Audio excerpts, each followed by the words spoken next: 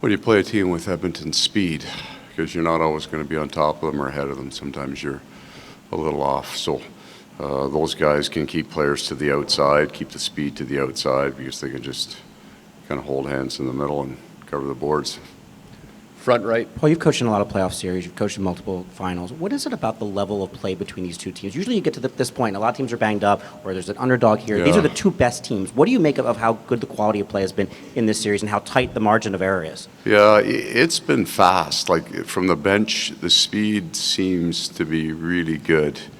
And the first period in Game 2, there's lots of action at both ends of the ice, but neither team is casual with their defense at all. It's both teams have, I think, really strong defensive schemes. It's just a testament to the quality of the talent level, the depth of the talent level, because it feels from the bench they're getting up and down the ice with really fast. Left side, second row. Hey, Paul. Were you generally happy with both games, or was there a discernible leap in quality from Game 1 to Game 2 for you? I thought if I had concerns about a piece of our game in Game 1, I was slightly less concerned about it in Game 2, but it was still there. And what you're trying to balance is, how much do you expect your team to get better when you're playing against a very, very good team? So I don't expect. Both teams will have times where they look like they've got possession of the game, but it's just not going to last. It doesn't last, and it's not. I haven't felt an ebb and flow in terms of the energy level on the ice.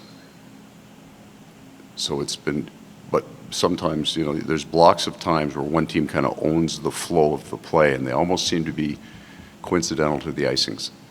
You get in a couple of icings, and then there's a block of time where you get to half ice the team a little bit, and they've done that to us, and we've done that to them.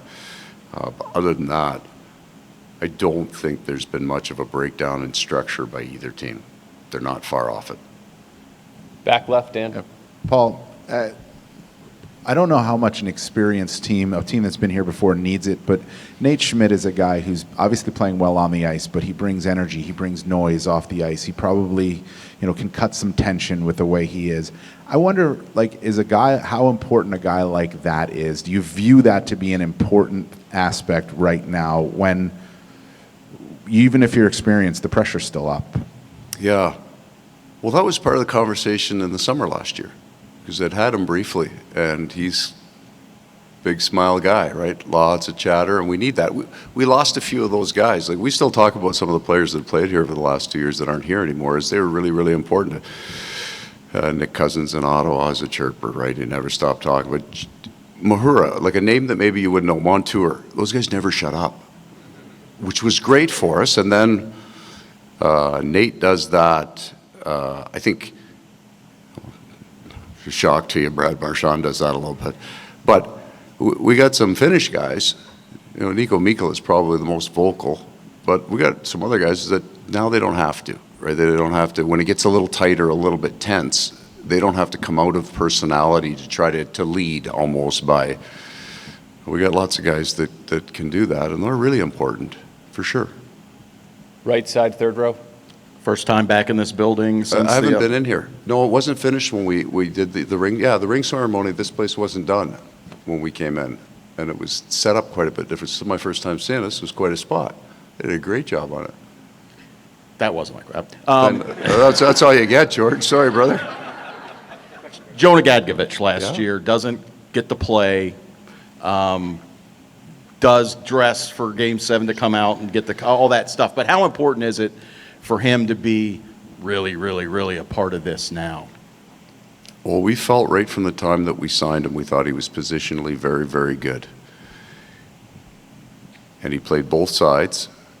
And at the end of the year, so our year-end meeting was, Jonah, if you can find a half step, he's a very strong man, he's a very fit man. If he could find a half step, then you could be very impactful in these games. He just doesn't make a lot of mistakes. He hits heavy. He's an incredibly clean player. He's also has a bit of an enforcer role. He's as tough as they come in this league. He's exceptionally clean. So when he gets a 5, he rarely gets a 2 and a 5. Right? Very smart player. He scored 46 goals in junior, right? And that's real. Like, he can shoot a puck. It's heavy. But we felt he got faster. And then he's had a kind of a bunch of, when we got him, he was rehabbing off injury. We had a pretty significant one 2 years ago. Felt he was slightly behind it kind of the whole year. And then at the starts of the years, he's had some injuries. But what happened this year is he had a long run of health. And then, said before, in the last 6 weeks of our season, we had a very, very difficult schedule, and that's when Greer, Nosek, and Gadovich went together, and they were really good. There were nights they were our best line. It's not always how many goals you score. I mean, in terms of energy level, consistency of systematic routes, the basics. So I think as a group, and then when they came in the Toronto series, that for me was the inflection point. Right? They had kind of got us back to more of our style of game. So Jonah's a big part of that. Right side, second row. Paul, is there something about Brad's game that surprised you or you didn't expect coaching him as opposed to watching him from afar? And also as a person, what did you learn about him? Yeah, well, the hockey part of it, you need to get on the ice with these guys before you get a real sense of what they can do. And I didn't appreciate how good his hands are. It's in that kind of Matthew Tkachuk, some of the things they do in the small. For him to to control that puck after Leon Draisaitl came, got him on the back check and got a stick over puck and still was able to, that's a set of hands that's at the top end, right? Those guys are special. So I didn't know that until you get on the ice with them. The personality part,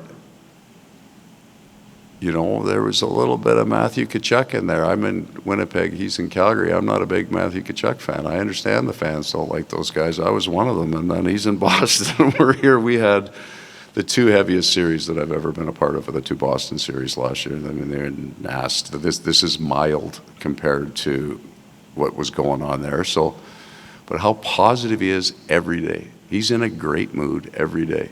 And it starts at breakfast from the time he walks in, right? And that's just who he is. He's a very upbeat, positive, caring person. So, I mean, I don't watch all the interviews, but I'll watch some. And for me, with Brad, went back to, and I've told the story before, we're playing Boston, and it's ugly. And he did an interview, and it was outstanding. Like, it was so good about, it would have benefited him to take a different tact in the media, because at that point, it's the Sam Bennett's the scourge of the earth, and the Bruins are, it's unfair.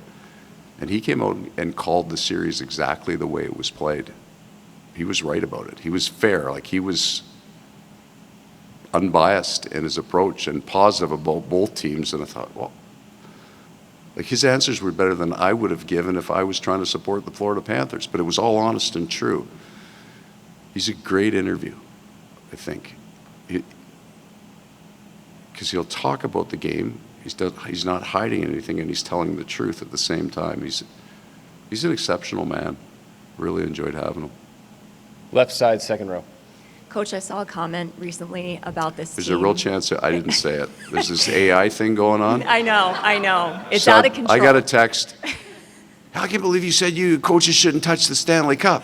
No, it's right here. It's got you saying it. I said, no, never said that. Well, this comment seemed really fitting because someone Here we go. said nobody takes a punch like the Florida Panthers, right? The ability, no matter what circumstances you're in, to get right back up and keep fighting. And I'm just wondering if you could describe that quality in this team and how significant a role in particular it plays in a Stanley Cup final. I think that we take some beatings. We take hits. We get hit. The standard theme is people have a general, pretty strong idea of the style of game that we play, and they play the same game when they play us. These series don't look like maybe the series prior. So we're used to getting hit. I mean, and then specifically, we got beat 8-1 in the final last year, right? Like, that was real. I don't think there was a bad goal in there either. So you just kind of get used to it. You get beat up a little bit. Wake up in the morning, you don't feel great. This is easy for me. I wear a suit, so I'm fine in the next morning. But for the guys who play on both teams, you just get used to it. Left side, third row. Two quick things. I just wanted to know, you had that great emotional win in game 2. Do you wish you were playing tonight with the extra travel day? And then the second thing is, just really quickly, is the complexion of the series. I mean, you were one shot away from potentially having to win 4 or 5 to win the cup, and now you have home ice advantage. From a coaching standpoint, how much has the whole course of this series maybe turned on that win? Not nearly as, and when I'm going to say this to you, David, I'm not saying that your perception is wrong. I'm just telling you my experience, and I'll speak for the Edmonton Oilers, even though I have no right to speak for them. It won't be as emotional in the room as it is outside the room. So it wasn't as devastating after game 1. It was 3-3. It wasn't as euphoric after game 2. Both teams will take the 2 days gladly and not have. There aren't as many edges as you might think. Well, if they had played the next day, only get a day's rest, or they fly in the day. Those are minor factors that we'll look back on and say if whoever won because of that, and whoever lost, but I don't think any of that's true. This is so close out there. So you can take a look at that video, and I can find you 15 goals for the Edmonton Oilers. It just didn't go, and I can find you the exact same for the Florida Panthers. And all the factors that we talk about, which are interesting to talk about, and they're interesting in between days. I just don't think that they're not an excuse. They just be a factor. So the 2 days off are great for both teams. We'll take 2 more questions, right side, 4th row. Paul, just a couple of years ago, I'm watching Luostarinen, and pretty good little player, and now I rewatched yesterday's game, and he almost seems like your defensive forwardsling up front. How has he? That's good. Even Well done. even the tying goal, he couldn't have done much more unless he chopped Perry's stick out of his hand. So, how have you seen his evolution? He wouldn't do that. Yeah, I know.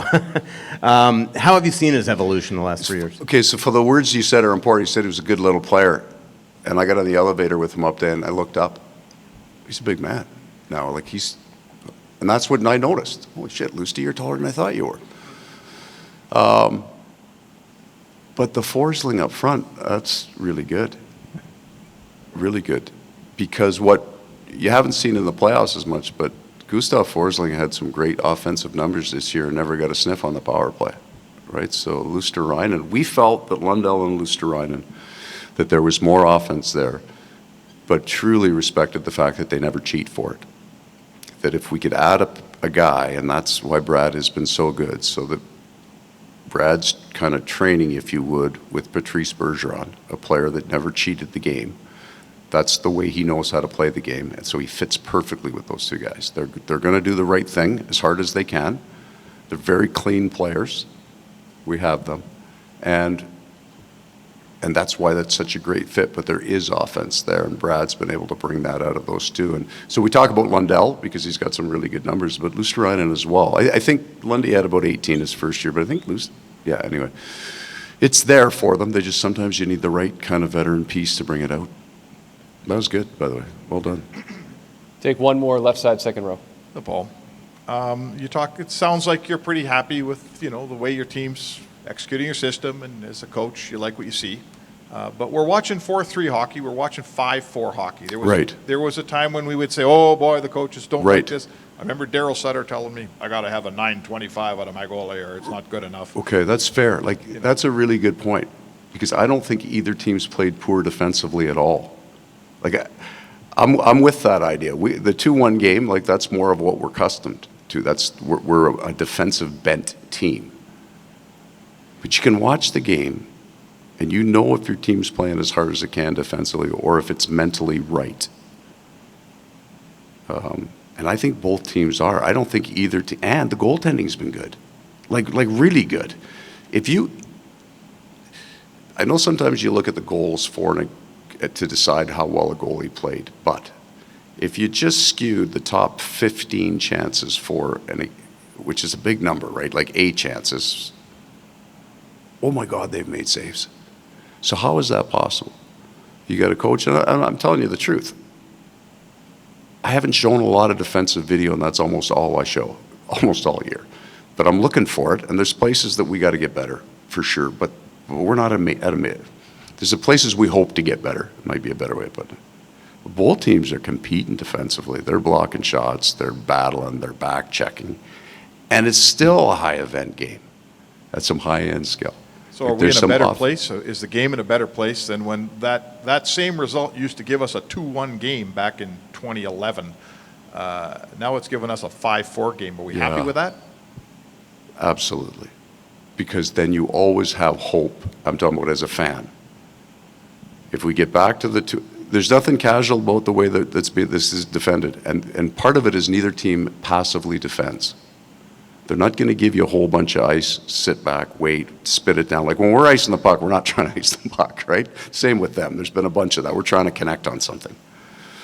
So if you're a fan and your team is down 2-1 and you've lost all hope 10 minutes into the first period, well, that's not much of a sport. But if you're in Edmonton in game 2, you're sticking around. If you left with 19 seconds left, you left early, right? That for sure is good. For sure. The defensive compete on both teams has been outstanding. Like this is very competitive. Hard working, hard hitting, grinding. It's why there is more consternation, perhaps, about what could be a call and what couldn't be a call, because it's happening every 10 seconds instead of 3 times a period. It is being competed at a high level. Contested is the word I was looking for. Everything is contested all over the ice. So you're having more events, and it's more intense. But what a wonderful thing to be able to say that in the final instead of the first round. These men are going that hard. It's awesome. He's been playing unreal. I mean, he's making some huge plays for us at key moments, and you know, he's been great. Right side, second row, Jordan. Yeah, for Gus, we've seen you so many times with when there's 2-on-1s and just your ability to find ways to break up plays. When it's the plays like when you're diving, like when you break up the one with Evander Kane, just how much of it is anticipation, how much is preparation, how much is just instinct, how much goes into a play like that for you to figure out what you need to do? I think for sure it's a lot of instinct. I think it happens so quick, so you can't really think too much about it, but a lot goes into it. You know, if he's a lefty or a righty, if he's going to shoot or pass it. It's all what I read in the moment, probably. Left side, third row. Sam, this is for you. Just wondering, at this time of year, you come off a big emotional double OT win. Is there such a thing as momentum, or is it just game to game? Yeah, I don't think so. I think it's, you know, whether it's a big win or whether it's a tough loss, it's all how you bounce back from it. You know, it's what happens in this 2 days in between that prepares you for the next game. So, you know, we feel that, you know, we take pride in no matter what happened in that last game, we're gonna do what we need to this next couple of days to be at our best once that puck drops, and you know, expect the same out of them as well. Right side, third row. Sam, how have you felt about your line so far in the series? What have you liked? What can be better moving forward? I mean, you're talking about one of the toughest tests in hockey against some of these players. You know, it's not one line that's going to have to do the defending against a team like this. It's going to be a team effort. You know, we've always been fortunate enough to have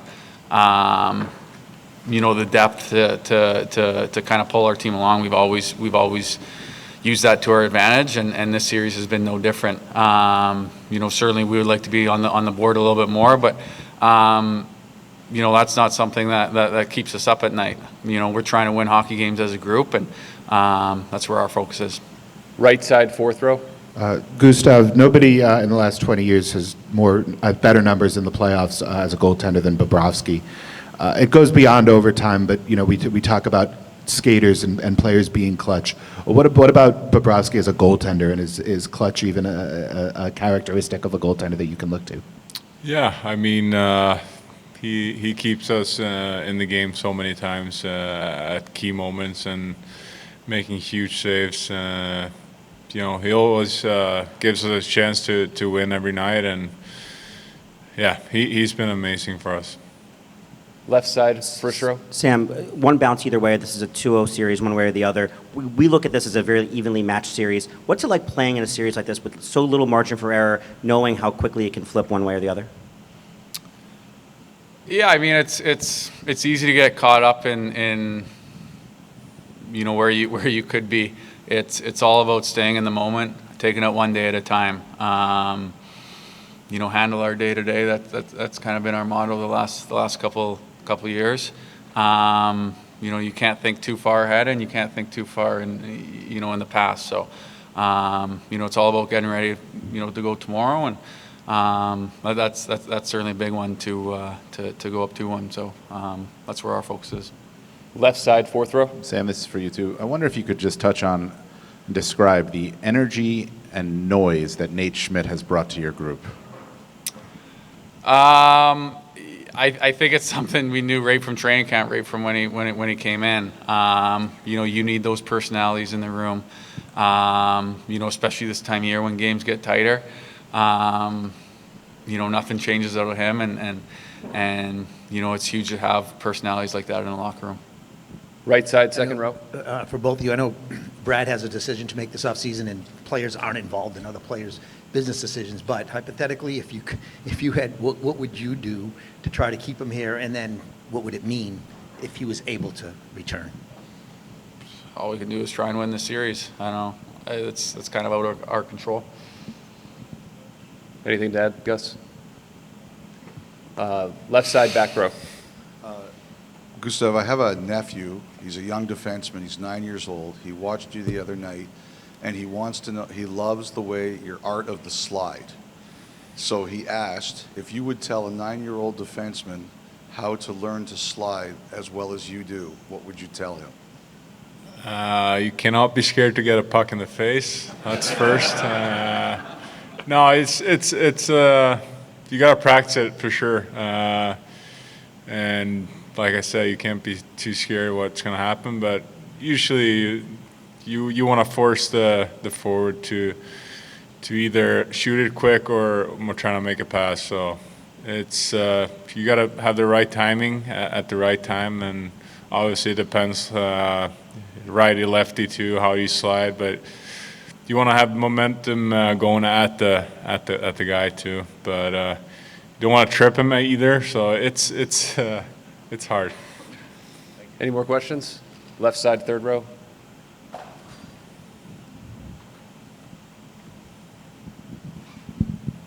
Question for Gus. Just wondering what you thought about the pace of play through the first two games. And in terms of speed, do you see speed as more of an asset for offense or for defense? Yeah, I mean the pace has been really high, and it's a lot of scoring chances at both ends. But that's what happens when you have so many good skilled players on both teams. I feel like so. Yeah, it's been a crazy pace so far. We'll take two more questions all the way on the left. Emily. This is for Sam. You guys talk a lot about sort of that Game 7 mentality and preparing for to be a team that can succeed in Game 7s. How does that sort of play into overtimes and preparing for that mentally and physically? Yeah, I mean, that's certainly a mindset we try and have. We're trying to play Game 1 just like we would play Game 7. It's that simple, structure, doing things the same way, being on tops of pucks, defending first, and that's leading to our offense. Everyone gets, tighter when you're closer to the end. It's just a fact. We feel that our structure is going to benefit us. It's simple right from the start. So, when games get tighter, we feel like we've got that to fall back on, and it tends to be goals like that when there's a breakdown. So the tighter you can keep it, the better off you'll be later on in a game. One more question, right side, Hey, third Sam, row. I'm just wondering on the breakaway in overtime, were you almost surprised to have that much space? And how do you kind of refocus and regroup when it doesn't go your way in that spot?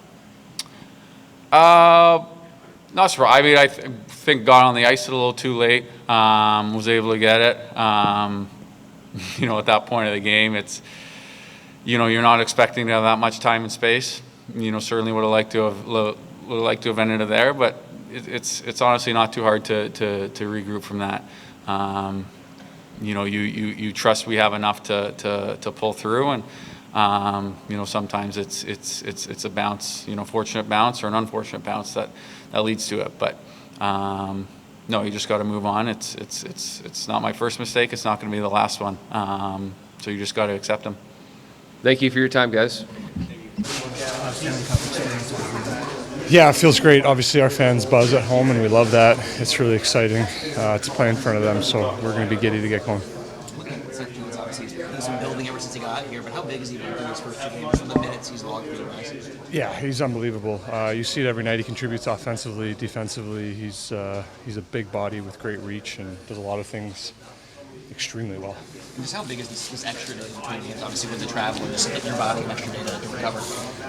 Yeah, I think it's necessary for both teams. I think it's a necessary evil of a 6-hour flight and 2-hour time change, so I have to have it.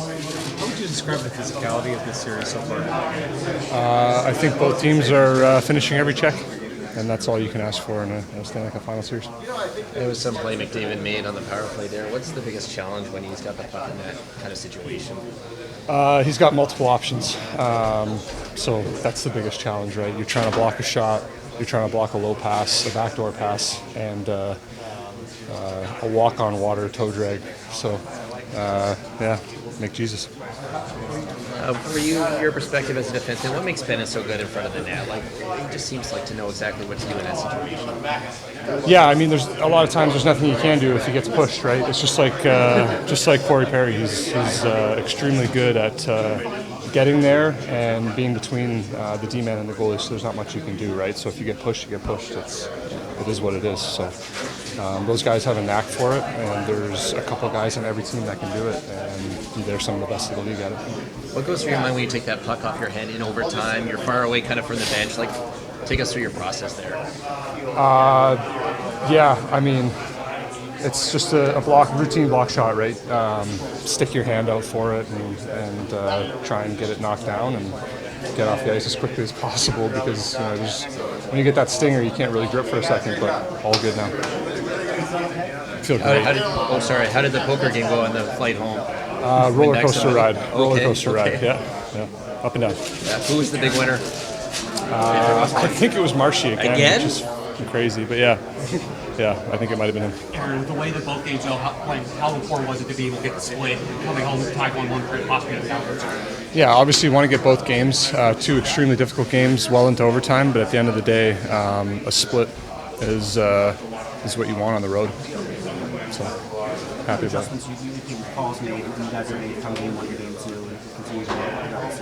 That's all kinds of things that'll be kept internal.